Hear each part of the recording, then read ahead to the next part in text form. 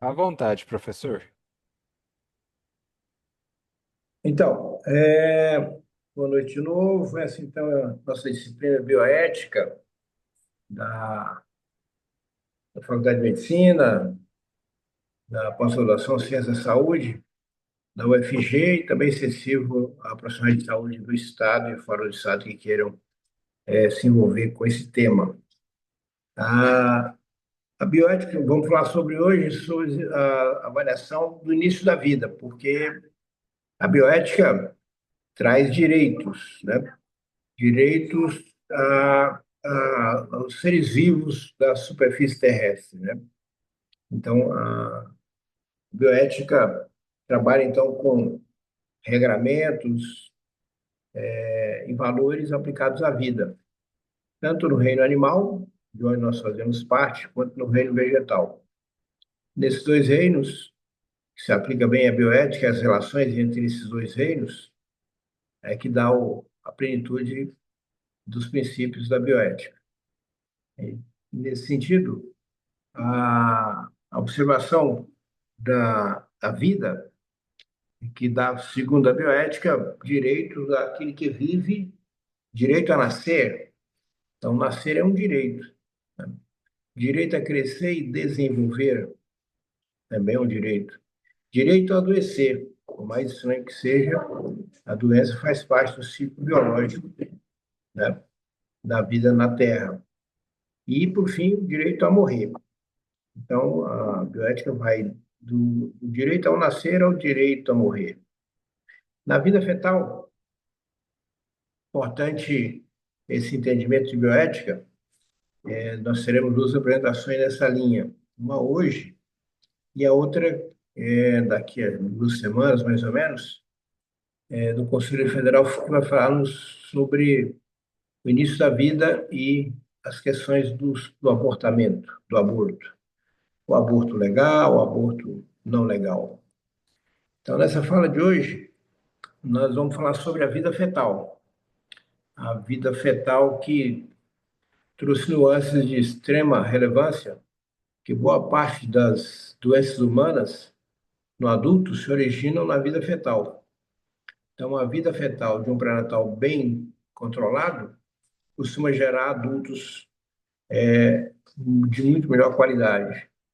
Quando o pré-natal é desassistido e as doenças acometem a mãe grávida e o seu concepto, as doenças do adulto aumentam, portanto, doenças, morbidade e aumentam as mortes. Então, aquele feto tem a chance de sobrevida menor e uma qualidade de vida menor. Então, doenças do adulto originárias na vida fetal. Aí é um dilema ético, porque eu preciso intervir no pré-natal para garantir o resultado perinatal e pós-natal o melhor possível. Nessa linha, surge, então, durante a evolução do pré-natal, que é clínico, exames complementares que trazem à luz da variação do binômio materno-fetal a visão do feto. E aí surge, então, a ultrassonografia na década de 60, especialmente em 66. A ultrassonografia mudou a história da saúde humana, especialmente da vida fetal.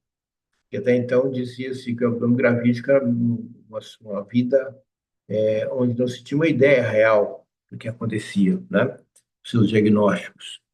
Os diagnósticos passam por doenças fetais, como anomalias, passam por doenças da placenta, doenças do cordão umbilical, doenças das membranas, do líquido amniótico, que interferem nessa vida fetal e gera dilema bioético de como trabalhar com esses resultados.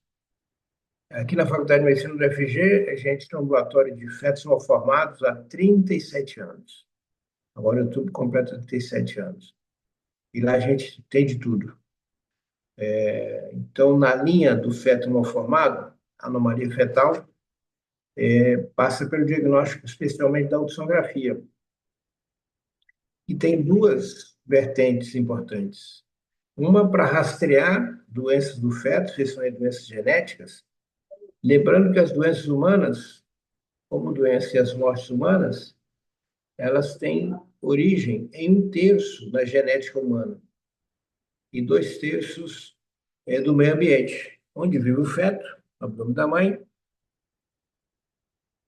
e depois o meio ambiente externo onde vivemos. Então, o meio ambiente gera muito mais doenças no ser humano do que a própria genética. E surge, então, daí o conceito da epigenética, esse envolvimento da genética com os envolvimentos, as influências do meio ambiente. Então, na ultrassonografia surge rastreando defeitos genéticos, rastreando aneuploidias, né? Lembrando que na genética nós temos duas linhas importantes de defeitos. Os defeitos cromossomiais, que nós temos como seres humanos, 46 cromossomas. Todas as células nossas somáticas têm 46 cromossomas. E as células germinativas, do testículo e dos ovários, têm 23 cromossomas. Então, nós somos diploides nas células, 72 trilhões de células somos diploides, portanto, duas concentrações que dão 46 cromossomas, e os nossos gametas são haploides, metade daquele número. Então, um terço das doenças vem daí, do defeito cromossomial, e a segunda vertente da genética são os efeitos gênicos dos genes. Quando surgiu o projeto Genoma,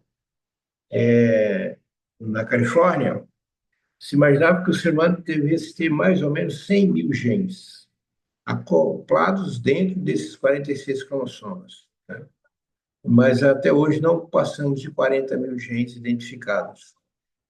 Então, nós temos aí pouco mais de 30 mil genes identificados, catalogados. Então, as doenças podem ser genéticas, cromossomiais, entre elas a síndrome de Down, e as trissomias de Patau, de Edwards, e tem as doenças gênicas, né? Dos genes que fazem parte dos braços dos cromossomas. Esses genes, portanto, têm os seus alelos, e os genes podem ter doenças próprias. Por exemplo, o nanismo acondroplásico, o anãozinho é o nanismo acondroplásico, é uma doença gênica. O cromossoma dele é normal e o gene dele está alterado. E ele tem uma grande transmissão vertical, grande reentrância do gene. Então, ele passa muito de pai para filho, né? Habitualmente, filhos de anões, mesmo que o parceiro ou a parceira não seja anão, costuma ser também anões. Várias doenças são assim, dessa linha gênica. Então, a discografia, quando surgiu, tinha a sua primeira coluna importante, que era rastrear neoploidias. E para rastrear essas doenças genéticas, ele parte da premissa de que esse rastreamento ele é morfológico. Então, observar a anatomia do feto tem sinais que demonstram que ele tem alto risco para doença genética. Aí, o marcador de risco. O marcador de risco, ele vem na metodologia do rastreamento. Rastrear é farejar a doença, farejar o defeito genético, né? O defeito anatômico do feto, a malformação. E os critérios de teste diagnóstico, a ultrassonografia é um teste diagnóstico, para esse fim trabalha com sensibilidade, especificidade, valor preditivo positivo e negativo. Para rastrear, a grande vantagem da técnica é que ela tenha uma grande sensibilidade, uma grande taxa de detecção, e que tenha um baixo falso positivo, né? E aí eu tenho, então, uma linha de rastreadores de referência. A ultrassonografia é um bom rastreador.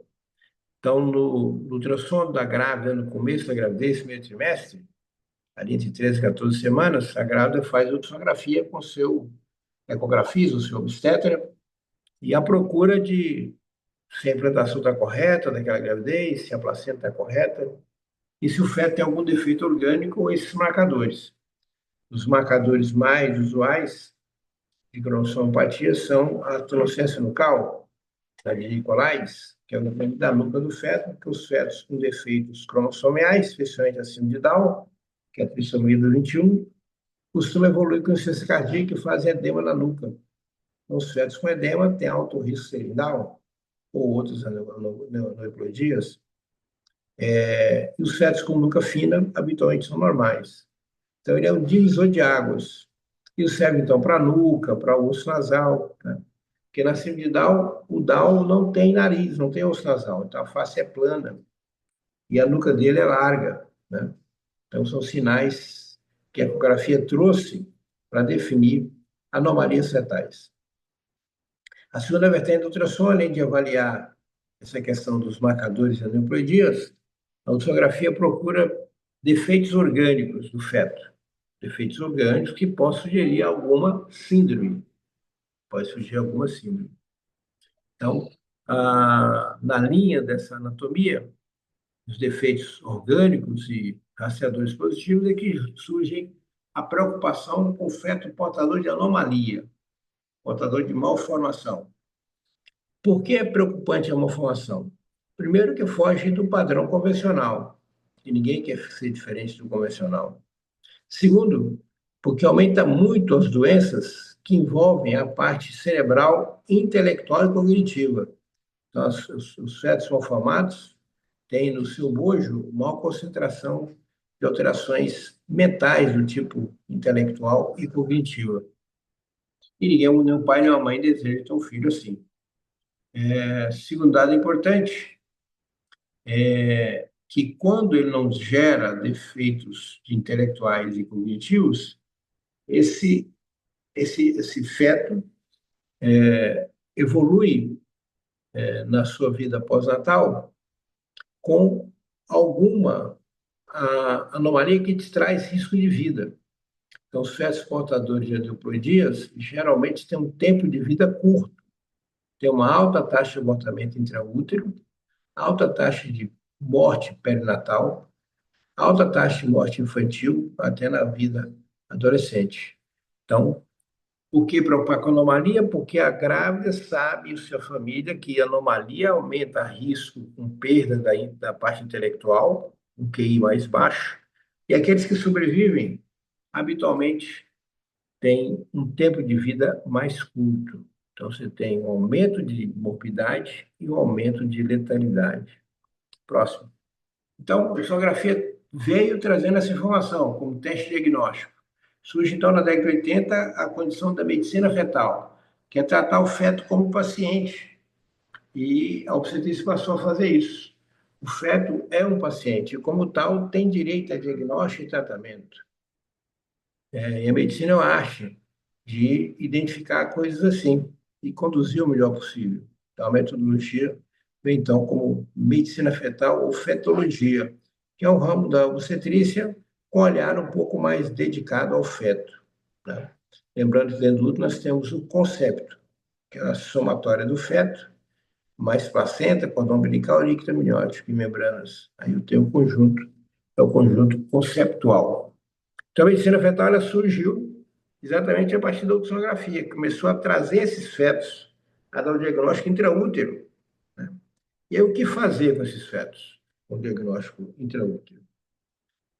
Na discussão de abortamento, nós teremos essa discussão lá. Mas hoje aqui nós vamos selecionar o tipo de feto que merece tratamento, que tem anomalia fetal, que tem que ser tratado intraútero, ou deixar evoluir quando nascer, ele nasce em algum órgão importante, nasce o rim, nasce o pulmão, né? Aí aumenta a morbidade e mortalidade perinatal. Então, nessa linha, a medicina fetal trouxe dados importantíssimos, né? Hoje o feto é muito conhecido, né? E aí ele vem a essa condição de como conduzir. Se ele tem um defeito genético severo que é letal, por exemplo, tem uma síndrome, que é a trissomia do par 13, 47 cromossomos, e o par 13 tem uma trissomia. E aí, então, você tem o feto portador da síndrome de Patal. São os monstros humanos, de regra geral, nesse caso, o olho é único e fica na testa, logo abaixo aparece a ponta do nariz, tipo elefante, né? E tem defeitos faciais. Então, são os defeitos humanos mais graves, são da síndrome de Patal, né? Então, quando você dá esse diagnóstico na vida fetal, você tem que orientar o casal que aquilo é letal. Morrem todos, é 100% letal. Então, após o rastreamento da possibilidade com alta sensibilidade, há, portanto, um risco de que aquela gravidez tenha defeitos fetais, deve, o procedimento a ser realizado é uma amniocentese, o biópsia víreo-coreal com agulhas, vai dentro do ventre materno, colhe material biológico do feto, e aí ele se faz estudo genético. E vai dizer se está normal ou se está anormal. Se for anormal, é que vem a postura da bioética, porque se ele for normal, vida que segue, mas o anormal, o que fazer? Não é? E a regra é assim: se a doença dele é letal, tem que orientar o casal que ele vai perder. Orientação de natureza familiar. Não adianta o casal, numa doença letal, investir no berçário, investir no berço, né, no quarto, se aquele feto não vai sobreviver, né, porque a ciência demonstrou que empatal é 100% letal. Então, esse é um dilema ético e bioético. E se porventura ele tem uma doença intraútero que precisa tratar quando ele morre ou fica mais doente, aí é preciso fazer intervenção intraútero, que é a medicina fetal invasiva. Vai-se, então, com duas linhas. Uma agulha, por exemplo, tem uma doença presente nas grávidas, que é a doença hemorrágica do fator RH, onde a mãe RH negativo produz anticorpos contra o RH positivo, que passa a barreira placentária, destrói as hemácias do feto e deixa anemiado, hidrópico, e ele morre. Mas ele tem uma saída. Eu posso tratá-lo intraútero com transfusões, né? Com a agulha diretamente no cordão umbilical, faz a transfusão e há uma postergação dos efeitos da doença e, no final, as coisas acontecem bem. Próximo. Então, tem situação que eu tenho que tratar intraútero, tem situação que eu tenho que indicar pós-natal, e tem situação que não tem tratamento, né? Então, veja, da evolução de 64 para cá, em 64 tem a data da perinatologia, onde se somavam alguns procedimentos como castrofografia, avaliação de vitalidade, mas a ultrassonografia estava começando aí em 66, né? Em 74 tenta fazer fetoscopia com óticas mais calibrosas, com efeitos realmente maiores de complicadores. Na década de 80, a ultrassonografia avança demais e surge em 83 a coleta de sangue do cordão umbilical, que é a cordocentenas, 86, 83. Em 86, Nicolaides faz a primeira transfusão uterina do mundo, em 86, né? E em 90 e em 88, 2 anos depois, a gente faz a primeira transfusão uterina no cordão umbilical de fetos anemiados de uma mãe que tinha perdido 4 filhotes. Essa era a quinta gravidez. E aconteceu em Goiânia. Em 1988, em Goiânia, fizemos a primeira transfusão uterina intravascular de sucesso do Brasil. O feto sobreviveu. E de lá para cá as coisas avançaram. À medida que a ultrassonografia demonstra defeitos, próximo, eu posso eventualmente definir que eu tenho que tratar os defeitos intraútero. E é uma discussão bioética com a família, porque o tradicional é deixar evoluir, nascer e corrigir depois. Só que às vezes a espera é tão prolongada que órgãos vão embora. Hidrocefalias grandes, o feto nasce sem cérebro. Pulmões com cistos grandes, ele nasce sem pulmão, que aí, portanto, se prejudicou de maneira definitiva. Depois a criança vai ser cadeirante, né? E vai ter ainda uma alteração intelectual importante, né? Então, essa é a aplicação de uma metodologia que chama fetoscopia, que é uma cirurgia. Então, feito um diagnóstico na grávida de que o filho dela tem malformação, faz o estudo genético que diz que ele está na carga genética normal, mas ele tem um defeito de formação, e eu posso, então, tentar corrigir para trazer o melhor resultado. Um deles é essa aí, da fetoscopia, que surgiu como sendo exame de diagnóstico, só para olhar. Mas aí depois, hoje ela é totalmente cirúrgica, né? Ela se aplicava a fazer biópsia de pele, próximo. Então, o primeiro ato importante no pré-natal é uma boa sonografia, para procurar alterações orgânicas e marcadores. Próximo. A ultrassonografia hoje avançou muito. O ultrassom lá em cima à esquerda é ultrassom preto e branco, que dá muita nuance de resultados. E a nossa direita, em cima e embaixo, vai ser um ultrassom 3D, 4D. O de cima que está bocejando é 3D, o que está abaixo é 4D. Aí agora já chega no mercado de ultrassonografia 8D, próximo. É um negócio extraordinário. A alta tecnologia é investido em saúde. Então, surge esse procedimento da fetoscopia, que é a céu fechado, em vez de abrir a barriga da grávida para operar o feto, se opera com agulhas bem delgadas, menos que 5 milímetros, e faz o procedimento nesse alinhamento. Próximo. Então, tentar separar fetoscopia diagnóstico e tratamento, tem gente que ainda pratica, mas, em regra geral, não é tão relevante.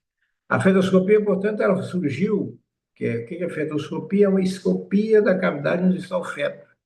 A escopia é uma visão direta através do sistema de óticas.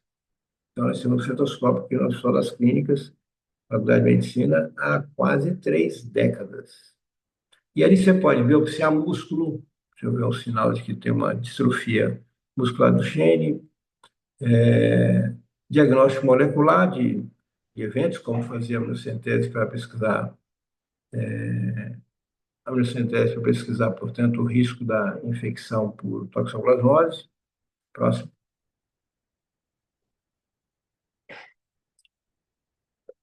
Então, a outra possibilidade é ter feito como obstrução urinária. Na saída da urina está fechado, geralmente é válvula direta posterior. E aí, então, o procedimento é tentar colocar um shunt até ele nascer para corrigir o defeito orgânico ou fazer uma cistoscopia procurando esse canal, né? A outra opção importante, que a gente pratica muito no Brasil e em Goiás, é a correção da espinha bífida, que é um defeito de coluna que acontece na coluna lombosacra, esse é o mais comum, e aí essas possibilidades de que a espinha bífida poderia trazer alguma modificação do líquido amniótico que poderia interferir na parte respiratória. A outra velocidade de oclusão de cordão, você dá um nó no cordão umbilical do feto acárdico, geralmente casais, transão feto-fetal, o sangue do receptor recebe menos, então ele ganha menos, e o doador ganha mais. Hoje tem a ablação a laser, né? Onde você tem a gravidez gemelar, o feto suga sangue do outro feto. Então, um feto que é o receptor, ele usa o sangue dele e toma sangue do que sobra. Então, isso é a condição de aplicar o laser. Próximo. Então, a alta tecnologia vem para trazer resultados, mas também traz discussões éticas, né?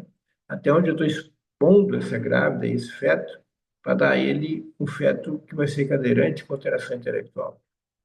E o procedimento da fetoscopia são 3 óticas delgadas, tem risco de sangramento, risco de ruptura, isso qualquer grávida tem, né? A dificuldade é quando você está trabalhando na cavidade amniótica, aí começa a sangrar.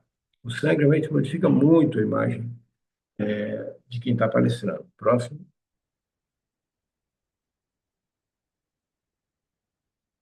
Então, o tratamento endoscópico hoje, que se tem praticado com mais segurança, então, a uropatia obstrutiva, onde se coloca por vesicostomia, alguém vai te acompanhar. Abração a laser da válvula de uretra, que obstrui a saída da bexiga, e vecostomia suprapúbica com laser. Próximo. Então, a obstrução do trato urinário, embaixo, a válvula, gera distensão montante, gera mega bexiga e gera hidronefrose bilateral. Se não conduzido corretamente, o indivíduo nasce sem o rim, aí ele morre, né? Então, a avaliação da uretra posterior para definir se ela é atrésica ou se tem válvula. Próximo. Olha aí, uma imagem. Maurício, consegue clicar em cima do slide, por favor? A imagem do fetoscópio. E esse vermelhinho no centro é o laser. Aí tem um vaso umbilical, ele está queimando o laser. Né? Próximo. Olha só um minuto. Olha a unha. Olha a unha do feto. Bonito. Né? Próximo. A outra condição de grande risco é a área diafragmática. Né? O ser humano separa o tórax do abdômen com o diafragma, como os mamíferos mais próximos. Né? Quando você tem uma falha embrionária, um buraco na hérnia,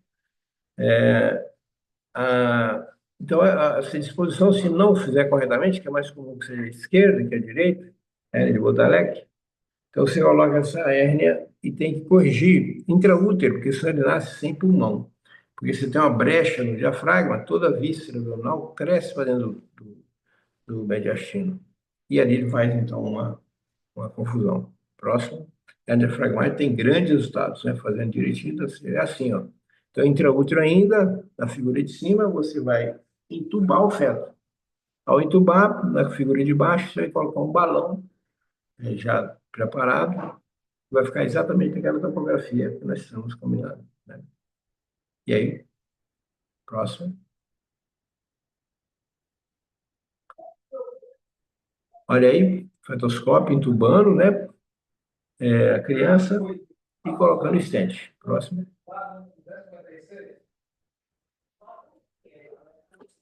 Teratomossacoxígeno é um tumor que fica na parte final da coluna sacral do ser humano e ele funciona como uma fissa arteriovenosa. Então, é comum a gente ver situações assim com vida com algum risco, né? Então, o teratoma sacoxígeno pode ser feito com laser, entra o fetoscópio, vai lá e queima e cauteriza, ou feito com ablação de radiofrequência, né? Próximo.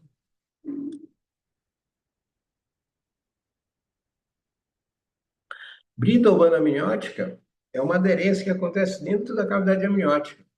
O que acontece? A cavidade, a membrana amniótica, ela não tem poder cicatricial, a não ser os primeiros 3 meses. Então, se uma grávida rompe a bolsa com 2, 3 meses, vai no médico, ele vai colocar uma prótese nela, né? Que era o que a gente tinha planejado, né? Então, a brida amniótica é quando a grávida, no começo da gravidez, o namorado vai embora, não marca casamento com ela, e aí ela usa o medicamento para abortar, que é o misoprostol, né? E aí, às vezes, quando ela está em trabalho de abortamento, quase expulsando, chega o marido de volta, o namorado, né? Se propõe a casar com ela e marcando já as alianças. Então, aqui ficou como sendo brida amniótica, ou banda amniótica. É possível ver isso na ultrassonografia, e o mais interessante é que essa brida ela tem uma evolução errante, né, onde ela vai na direção do corpo do feto, e se encontrar o corpo, parece uma cobra, ela se enrola no membro, e ele amputa mesmo, com essa parte, né? O procedimento é fetoscopia com lise dessas bridas, cortar as bridas. Próximo. O outro evento que melhora muito com a fetoscopia, a cirurgia aberta, é o defeito de coluna. Se olhar com cuidado nessa criança, tem um papinho lá na região lombar, lombosacra, é ali, portanto, a herniação que está acontecendo nessa formação do tubo neural. Quando acontece isso, as alterações dos cerebrais são imediatas, já gera encefalia e e se olhar com cuidado, essa criança que está aí na tela tem pé torto. Então, essa criança tem que corrigir a parte dorsal, né, desse defeito, pois tem que preparar para corrigir a parte cerebral, porque se fechar embaixo, vai estufar em cima, né? Próximo. Olha aí, quando você tem um gêmeo miocárdico, é quando um feto, são dois fetos, um normal, o outro é normal, e eles vivem da mesma placenta. Se olhar embaixo à esquerda, você vai ver que tem um feto lá crescendo e o outro pequenininho, né? Então, quando você encontra isso, onde a condição é um laser, você pode entrar com laser na cavidade amniótica, seleciona o melhor bolsão e vai na direção do corte, né, queimando e coagulando esses vasos. Os vasos vão de um lado para o outro. E aí a tendência é melhorar, né? Próximo. Na sequência TRAP, tem um feto normal, o outro feto tem só um membro, um pedaço do tórax, que dá esse processo. Próximo. Então, o transtorno fetal é quando você tem dois fetos com a mesma placenta e passa sangue de um para o outro. O que doa vai ficando restrito e morre primeiro, e o que recebe vai tendo alteração cardiológica. E avaliamos depois, né? Então, as anatomose vasculares são mais profundas. Próximo. Na transtorno fetal, você tem um feto transfusor, que é o pequenininho, e um feto transfundido, que é o grande. Próximo. E aí acaba que na transfusão feto-fetal, e o sangue vai de um lado para o outro, como está nessa tela, acaba que o pequeno sofre primeiro e o grande sofre depois. Mas ambos terminam a mesa com alta letalidade e com. Então, aí a ideia é um pouco mais de zelo e para transformar tudo isso em impedimento, né? Porque senão, próximo, próximo, tá. Veja, o feto da direita é enclausurado, né? É uma transformação fetal importante. O feto da esquerda com poligrâmido e da direita com liguâmido. Próximo. É, a classificação do transtorno fetal de quinteiro é de 1, quando está tudo lá, até 6. Né? Então, estágio de quinteiro, próximo, da transtorno fetal. Quando a gente deseja investigar, em cima à direita é uma televisão, filmando e tracionando os achados dos cirurgiões. Né? Então, eurofetos, próximo. Abração ali, você identifica o bolo, os dois inserções de cordão no bolo placentário. Próximo. Temos o feto fetal, nós estudamos o que pedimos. Né? Próximo. Vamos até na. Aí temos o feto fetal, o paninho pequenininho. Próximo. Aí a placenta, duas bolsas, duas placentas, né? Em cima e embaixo. Então, é de altíssimo risco. Nasce para uma extremo, 30 semanas, 31 semanas. Próximo. E a função do laser é seccionar esses vasos, de forma que cada feto toque a sua vida com a sua placenta, né? Não tem necessidade de esperar pelo outro. Próximo. E aí está o laser esquerdo entrando para identificar o vaso nutridor e fazer a secção. Próximo. Claro que não consegue transfusão geral, né? Transfusão só de vasos. Vocês podem ir. Próximo. Então, a transfusão feto-fetal lesa a morte do feto doador, leva à morte do feto receptor, um feto grande, né? E tem a outra transfusão onde o feto doador sofre uma regressão cranial, a cabeça dele desaparece. E membro virou um anãozinho, né? Um anãozinho que trabalhava aí nos espetáculos. Então, isso era ele era japonês, a namorada e a noiva japonesa, e quando foram ver o sexo da criança, que veio com a família, verificou que a imagem não batia e que o teste de DNA tinha ficado pronto. Próximo. Então, transfusão fetal vem de uma gravidez de placenta única, que é o monocoriônica, e o cordão com duas implantações. Né? Próximo. A imagem, clique para mim em cima dela.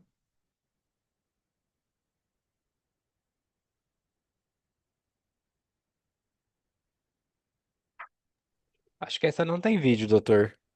Então, próximo. E aí? Não, também não. Essas imagens estão sem vídeo.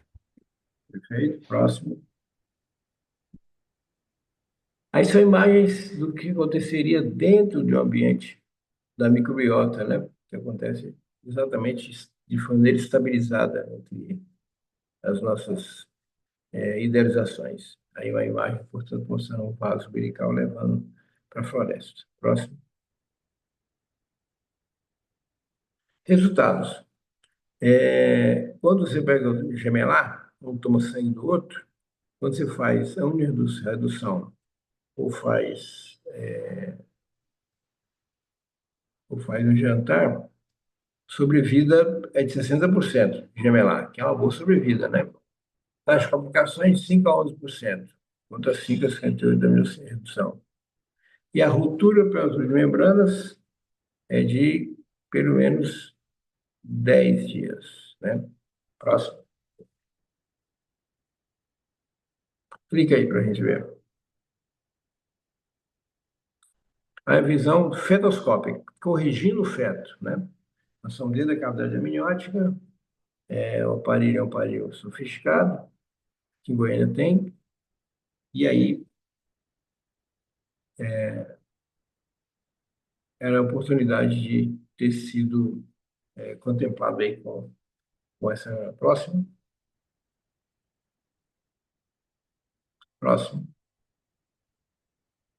Então, a sala cirúrgica adequada, equipamento adequado, fetoscópio bem esterilizado, próximo. A equipe tem que ser multidisciplinar, a imagem de fazendo uma fetoscopia, próximo. Equipamento 100% de uma ótica, de uma câmera, microcâmera, computador, né? Pinças, trocáteres, próximo. Então, na radiofrequência também se aplica de maneira menos evidente, mas se aplica a campos, balão isotraqueal. Vou botar o balão. Próximo. Então, a anestesia em fetoscopia, ela pode ser geral e, eventualmente, até pode ser feito na região lombar, né? Então, tem que ter cuidado, porque o produto ele é contaminante. Próximo. Anestesia também, outro dilema ético, né? Porque está tratando a vida da mãe e a vida do feto ao mesmo tempo. Tem defeitos como esse, malformação neonatal cística complexa, ablação fora de frequência, ablação a laser, e gera mortalidade de 9% das que não trataram com hipertensão e hipoplasia pulmonar. Próximo.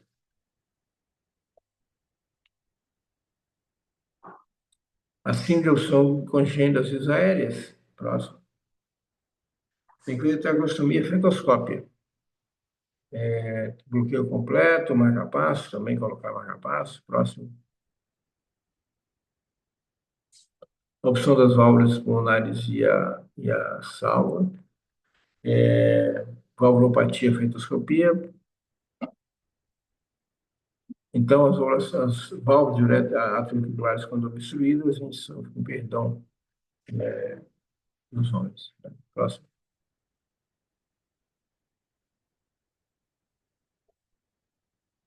Então, a fetoscopia, quando comparada à cirurgia fetal de barriga aberta da mãe, que não pode tirar o feto lá de dentro, já é sabido que o trauma é menor, as infecções seriam menores, né?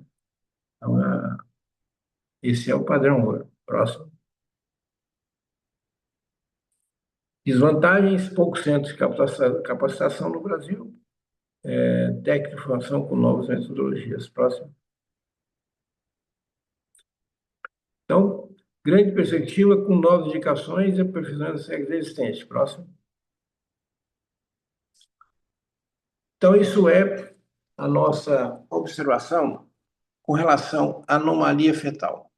Então, nós criamos um protocolo no Departamento de Ginecologia e Obstetrícia acerca desse assunto, porque esse grupo da fetoscopia são correções orgânicas feitas para fetos saudáveis geneticamente, né? Então, o Beruato fazer uma avaliação de que essa gravidez é saudável. Né? Então, isso é a primeira linha de grande relevância, né? E pode, então, a gravidez se enquadrar, a anomalia fetal, se enquadrar um defeito leve, que não tem repercussão importante nem na vida neonatal, nem na vida pós-natal. Né? Por exemplo, um dedinho na mão sobrando, em vez de ter 10 dentes, devia ter 11 dentes. Né? Então, quando você tem uma situação onde, onde que o diagnóstico da vida fetal permite tratar, é preciso tratar. Passar sangue para o feto, passar plasma para o feto, operar a coluna no feto. São coisas atuais, modernas, onde a tecnologia permite esse acesso com resultados de excelência, né? Mas tem os fetos mal formados que eles não têm condições de sobreviver, né? Aí nós temos uma lista grande de fetos que são letais. Não tem nada que você possa fazer por ele, a não ser orientar a família, né? E o outro agrupamento era o agrupamento familiar, que avaliava essas mães e levava, garantindo os estudos e os aspectos trabalhistas dessas mães portadoras de fetos malformados, né? Porque a anomalia fetal, ela gera alteração intelectual e gera morte fetal. E a mãe, quando tem notícia que o feto dela tem mal formado, ela passa a ter dois lutos. Luto, tem dois lutos. O primeiro luto é quando ela tem a notícia que o feto dela tem problemas. E toda mãe constrói uma imagem do seu feto, né? E quando você vem e traz uma bomba, aquela imagem se quebra, né? A imagem se quebra. Então, a linha do luto é que o primeiro luto é quando ela tem um diagnóstico, né? E ela tem que olhar com ela mesma.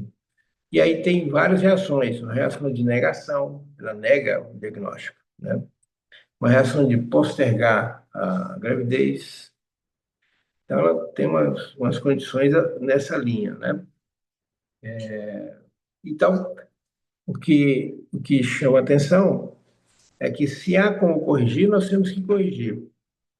Se não há como corrigir porque é letal, nós temos que dar a ela a condição acadêmica e científica. Na Faculdade de Medicina, nós temos uma comissão de interrupção de gravidez, dentro dos três princípios, né? Da ética, tem regramento próprio do Código de Ética Médica no Brasil, né? E a ética e a bioética junto, né?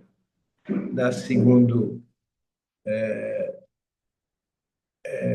da aplicação da ética, no sentido de interrupção, o segundo aspecto é questões de valores, moralidade. E terceiro, legalidade. Então, se eu encontrar um feto mal formado em Goiânia hoje, ultrassom, eu tenho que enquadrar e eu ver um sinal de que essa síndrome é letal e a família deseja interromper a gravidez, portanto, ser uma interrupção legal da gravidez, e aí é preciso que tenha um diagnóstico firmado, especialmente de genética, garantindo que ele é letal, né? Se ele não for letal, eu poderia interromper, não poderia interromper, mas se ele é letal, do ponto de vista ético-bioético, tem indicação para interrupção. Do ponto de vista da moralidade do nosso povo, a indicação de interrupção. E o terceiro elemento importante é a parte da lei. Na legislação brasileira, só se pode interromper gravidez no Brasil em três condições, né? Claro que evitando a conotação do parto, né? Só em três condições. Quando você tem risco de vida materna, a mãe tem uma doença e a gravidez vai piorar a doença, ela morre no pré-natal. Não posso salvar a mãe, você pode interromper a gravidez, né? Então, a interrupção de gravidez tem um protótipo bem especializado. Tem que ter um laudo acadêmico, tem que ter laudo técnico, científico, ético, para ela poder interromper, né? Dentro da informação científica de que aquele feto é portador de uma doença letal. E aí, se o casal deseja interromper, respeitando a autonomia do casal, pode-se interromper a gravidez nessa condição. Eu dizia que eram só três coisas que autorizavam interromper gravidez no Brasil de forma automática. Isso, fetos portadores de anencefalia. Na verdade, nem foi lei, foi o STF que baixou esse regramento no Brasil, né? Então, diante dessas condições que nós estamos comentando, a, a vertente de que a interrupção de gravidez parte de uma comissão que não tem envolvimento financeiro nem pecuniário, portanto, que não está comprado o doutor, e que tem que observar as condições éticas e bioéticas da interrupção, baseado na academia, na ciência, tem que observar a lei do seu país, observar os valores do seu país. Aí você conclui e pode interromper. A comissão é que diz se pode ou não pode interromper, né? Tem que ter o pedido, né? E o segredo médico com aquele casal. Então, ao indicar interrupção de gravidez, eu tenho que cumprir esses preceitos e solicitar em juízo, porque eu dizia que só três condições é automática interrupção de gravidez no Brasil. Um, se a grávida tem risco de vida por estar grávida. Aí tem que interromper a gravidez. O outro, produto de estupro, né? O estupro é relação sexual não autorizada pela mulher. Se não autorizada e tem, é um estupro. Mesmo que seja do seu próprio parceiro, do seu esposo, né? É um estupro. Esse é o código, portanto, de 1924, código 100 anos atrás, né? O Código Civil tem que melhorar muito. Então, nesse alinhamento da legalidade, então, eu dizia que era risco de vida materno e quando produto de estupro. Estupro por relações não autorizadas ou mulheres que têm relações sexuais menos que 14 anos. Veja que drama. Mulher com menos de 14 anos, se ela engravida, por mais que ela ame o parceiro aos 12, 13 anos, ela é considerada um abortamento pela faixa etária e é encaminhado para esse serviço para interrupção de gravidez, né? E a anencefalia. Então, se eu tenho um feto que é incompatível, dou o diagnóstico, faço um relatório e mando interromper a gravidez, né? Se dá para esperar uma anomalia, esperar o parto, com dedos supranumerários, né, um dedinho a mais, faz depois do parto. E se, porventura, ele é portador de uma doença que não é 100% letal, mas é 50% letal, como a síndrome de trissomia do 21, então ele, na síndrome de Down, metade morre intraútero, metade sobrevive. Há um dilema. Então, diante de um Down, ele tem que interromper a gravidez? Não. Diante do Down, deve esse casal ir para casa, pensar e decidir. Ao decidir que vai caminhar na direção de proteção familiar, deve seguir, ele pode engravidar logo, né? Se o benfeitor entender que não tem que intervir, tem que esperar a evolução biológica convencional, também pode, respeitar a autonomia. Nossa função é dar um bom diagnóstico, um bom tratamento, né? O que não for dentro desse preceito, perde o sentido. Então, eu dizia que interrupção de gravidez é possível dentro da legalidade, da moralidade e da ética, onde a ciência é a retaguarda das decisões, a medicina baseada em evidências, né? Então, diante do feto totalmente mal formado, incompatível com a sobrevida, academicamente ele faz um relatório dizendo que a função é acadêmica e ele tem indicação para interrupção. E lá nós fazemos interrupção nessas condições. E sobre o último item desse grupamento com relação ao que fazer da anomalia fetal, que é o feto portador de Down, porque 50% dele sobrevive, 50% dele morre. Aí já surge um dilema. E aí, quando ele sobrevive, tem alteração intelectual e cognitiva. E aí vem um dilema importante, né? Quando dá o diagnóstico mal formado, seu filho é Down, qual que é a postura habitual do serviço que assiste? Relaxar e achar que aquele feto não tem valor, né? Mas veja, na síndrome de Down, o feto tem alteração intelectual e a placenta dele também é Down. Então é comum no final da gravidez, nesses casos, a mãe sofrer algum quadro inflamatório que vem do meio ambiente. Isso gera, portanto, elementos complicadores para esse pré-natal, já que vai se trabalhar com esse protótipo, né? Portanto, ao ter esse olhar da síndrome de Down, eu, quando fui certa vez na Califórnia, no Congresso Mundial de Medicina do Futuro, e lá fui trocar o meu iPhone. Eu entrei na loja da Apple, tem uma fila imensa, entrei na loja da Apple, quem me atendeu foi um Down. Tinha 24 anos, ele era gerente daquela loja, portador de Down, né?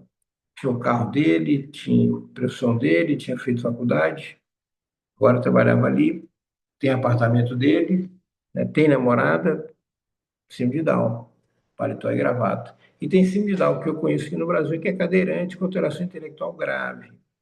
Qual que é a diferença? A diferença é na assistência. Se durante o pré-natal eu não dou bola para esse Down, ao final da gravidez ele já tem alteração intelectual e cognitiva.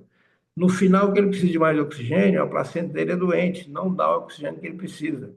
Ele passa a ter uma hipóxia cerebral. Aí você piorou o quadro intelectual dele e botou ele na cadeira de roda mesmo, né? Então, há que separar downs e downs. Nossa missão é cuidar o melhor desse down, para dar para aquela mãe que deseja ter o down, né? Então, interromper a gravidez de síndrome de Down é complexo, porque, de regra geral, os pais não aceitam e a própria comunidade brasileira não aceita. Então, o Down acaba seguindo a sua vertente própria, né? Mas aqueles fetos com trissomia do 13, Patal, que são monstros, síndrome do 18 Edwards e várias alterações cerebrais, como encefalocefalos grandes, o caminho, sem dúvida, é pela interrupção da gravidez, né? Então, o dilema ético é: procura-se com a tecnologia o diagnóstico. Aí eu passo a ter o diagnóstico, tem que orientar a família. E a ela eu tenho que dar o tratamento. Ou tratamento clínico, medicamento, ou tratamento cirúrgico, como esse da fetoscopia que nós comentamos, ou fazer um tratamento na vida pós-natal. Eu tenho que fechar o diagnóstico, fechar um tratamento. Um datamento correto para que aquilo possa acontecer. Assim nós quebramos as conotações dos dilemas éticos do atendimento ao feto. E para encerrar, qualquer feto, ou mais bem formado ou mal formado, ele é vida, ele é da biologia. E se ele é vida, eu tenho que aplicar ética à vida. Qualquer ser do reino vegetal ou animal tem direito a nascer, tem direito a crescer e desenvolver, tem direito a adoecer, tem direito a morrer. Então, nossa missão é cuidar do início da vida fetal, para que ela saia durante o pré-natal o melhor feto, quando nasce a melhor recém-nascido, e que possa seguir à frente com vida adulta, com a qualidade intelectual melhor possível e com os valores do nosso povo o melhor possível. Aí nós teremos cumprido nosso dever bioético de assistência a fetos, portanto, na nossa vida intrauterina. Era isso, pessoal. Muito obrigado, boa noite. E se alguém tem alguma pergunta, por favor, ou Doutor, alguma colocação. teve uma pergunta da Larissa. Ela perguntou: e como fazemos em Goiânia? E o que que não é feito, né? Já emendando, a Joyce perguntou a relação do Covid e as malformações fetais, se há alguma relação entre isso. Então, com relação em Goiânia, a gente, quando o feto é mal formado, a gente classifica, dá cair o diagnóstico genético, anatômico e define se ele é viável ou não. Se ele é portador de uma síndrome inviável, nós interrompemos a gravidez, dentro de autorizações éticas, técnicas, científicas e legais, que habitualmente a gente encaminha esse material tudo a um juiz de direito e eles autorizam em 7 dias. Então, do momento do diagnóstico até a interrupção, hoje leva no máximo 7 dias. Em Goiânia, e é assim há 40 anos. A gente faz esse procedimento lá na Faculdade de Medicina tem 4 décadas. Com relação à Covid, a Covid não gosta nem do feto nem da mãe, né? Quando surgiu a Covid, o Ministério de Saúde do Brasil baixou uma portaria dizendo que grávida era alto risco da Covid. Foi um erro de cálculo.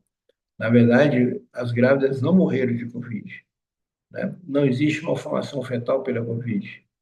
Não tem nenhuma designação fetal proporcionada pela Covid.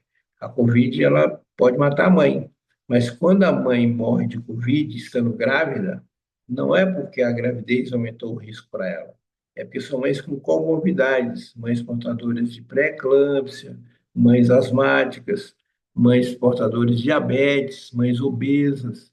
Essas mães têm comorbidades, elas já têm o seu corpo inflamado. Chega o vírus, mata o indivíduo, grávido ou não grávido, né? Mas quando você leva para Natal de baixo risco, onde a mãe tem peso ideal, não tem comorbidade, é saudável, é jovem, o vírus passa por ela e nem olha para ela. Então, o vírus da Covid não gosta nem da grávida, nem do embrião, nem do feto. Aos três, ele não faz nenhuma lesão própria, né? E a gente percebeu isso durante a pandemia, tanto que logo depois, no segundo ano, o Ministério quebrou a própria decisão de transformar a grávida no ambiente de risco, e não é, né? E agora eu orientei um doutorado recentemente, que está agora na fase, já foi qualificado, vai para a defesa final, mostrando exatamente isso, levantado 400 e poucos, 462 grávidas aqui no Sol Municipal, maternidade Câmara, 462 grávidas internadas por Covid-19. Então, era uma coorte. E dentro desses 46, 462 pacientes, nós conseguimos movimentar e deliberar que realmente a gravidez não é fator de risco, né? É um acaso e que o resultado é semelhante a estar ou não grávido, né? Diferente do Zika, que faz lesão cerebral no feto, o Zika gosta do cérebro do feto. Diferente da citomegalia, que gosta do cérebro também, do coração do feto. A toxoplasmose, que gera encefalias grandes, com destruição cerebral importante, transformando o indivíduo em cadeirante com morte precoce. Então, aí nós temos várias infecções congênitas que geram doenças importantes no feto e na sua qualidade de vida. Mais alguma perguntinha? Doutor, é, bom, tem um comentário da Amanda Cristina aqui, é um comentário um pouco grande. Ela conta que a prima, na primeira gestação, descobriu que o bebê era portador da síndrome de Edwards. A médica foi completamente antiética, falou que não precisava nem preocupar com o enxoval e de ter amor pelo bebê, porque se ele não morresse no nascimento, morreria em poucos dias. Basicamente com essas palavras de dureza. O bebê nasceu com menos de 2 meses, Deus o recolheu, mesmo que seja um diagnóstico difícil, péssimo, prognóstico de baixa sobrevivência. Eu acho que é importante acolher os pais. Então, eu acho que ela quer entender o acolhimento disso tudo com os pais nesse momento. É verdade. Eu dizia então sobre o luto, a grávida tem o primeiro luto quando ela quebra o cristal, que ela constrói a imagem do filho querido, durante o pré-natal. Quando você diz a ela que o feto é mal formado, nesse caso assim, do Edson, a primeira quebra do cristal é aí. Então se quebrou ao dar o diagnóstico de um defeito que ela não queria para o filho, né? E o segundo luto é quando esse feto morre. Na síndrome ela vai ter dois lutos, no diagnóstico e quando ele morrer, porque a doença é letal, né? A forma de dizer tem que ser com acolhimento, tem que ser no colo, né? Tem que conversar com calma, paciência, esperar o resultado ficar pronto, depois pega a genética, dá um diagnóstico que eles vão procurar na internet, o que você falava, é síndrome, né? Tem sumido 18, eles vão para a internet ler a internet. Então, a nossa função é acolhê-los, mas é preciso dizer em algum momento que a doença é letal, né? E se ele quer seguir o pré-natal, nós vamos ficar junto com eles, dando a eles o melhor recém-nascido, né? O melhor momento do parto, o melhor dia de parto, o melhor recém-nascido. Mesmo que ele saiba que ele vai morrer daqui uma hora, daqui meia hora, daqui 2 dias, né? Mas é letal. Ter sumido de 18 é letal, do 13 é letal, morre todo mundo. Então, esse tato é preciso fazer com muita paciência, porque a família sofre muito, né? E eles vão sempre apostar que a sua fala, primeiro eu orientei o mestrado na Faculdade de Medicina, que era sentimentos vividos por grávidas portadoras de fetos não formados. O primeiro sentimento, sabe o que foi? Negação. Ela nega o seu diagnóstico. Você fala que não tem a cabeça, ela fala que ele tem. E que ela vai no pastor e no padre e vai ter um milagre, né? Eu sou cristão, né? Mas aí não tem milagre. Nesse época não tem jeito de ter milagre. Então a gente deixa da corda, não tem problema não. Então a senhora vai, quer ir lá no pastor, pode ir no pastor, vai, pode orar e tal. Pode trazer o pastor aqui semana que vem, pode trazer semana que vem. E vamos acompanhando e dando para ela um suporte, né? Mas é muito mais isso, acolher e dar para ela um diagnóstico seguro com prognóstico seguro, né? A informação tem que dar prognóstico. O que vai acontecer com esse meu filho? Ele vai, em algum momento, dificuldade para sobreviver, porque a doença é de corpo inteiro. Ele tem 47 cromossomas na unha até no cabelo. Então, todos os órgãos funcionam mal. Por isso, não tem correção para ele, né? É isso, doutor. Sem mais perguntas ou comentários por aqui. Ok, pessoal, prazer enorme estar com vocês nessa bela noite de chuva, né? Um forte abraço e até quarta-feira. Tchau, tchau. Obrigado a todos, até quarta.